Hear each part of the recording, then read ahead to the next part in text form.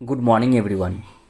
এখন সময় 7:54 আর আমি এখন আমার অফিসের পথে।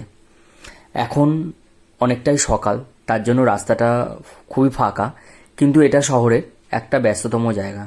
আমি এখন আছি সেক্টর 5-এ, আর এই ফুটপাথ দিয়ে তোমরা দেখতে পাচ্ছ অসংখ্য খাবারের দোকান। কথা হচ্ছে এই খাবারের দোকানগুলো আমাদের জন্য খাওয়ার কি উপযুক্ত জায়গা? যেমন কি আমরা জানি যে হাতের 5টা আঙুল সমান হয় না।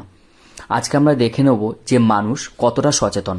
আমি জানি না যে যারা এই কাজটা করছেন তারা জ্ঞানত করছেন না অজ্ঞানত করছেন। আমি এখান থেকে প্রত্যেক দিনই যাতায়াত করি, গত কয়েকদিন ধরে এই জিনিসটা চোখে পড়ছে, কিন্তু তাড়াহুড়োর জন্য সেই সময়টুকু হয়ে ওঠে না। আজকে ভাবলাম যে না, ভিডিওটা করে রাখাই ভালো, কারণ এখানে আমার অনেক কালিগরা আছেন, বন্ধুরা আছেন, যাদের কাছে দিনের শেষে এই দোকানগুলোই একমাত্র ভরসা হয়ে থাকেন খাবারের জন্য।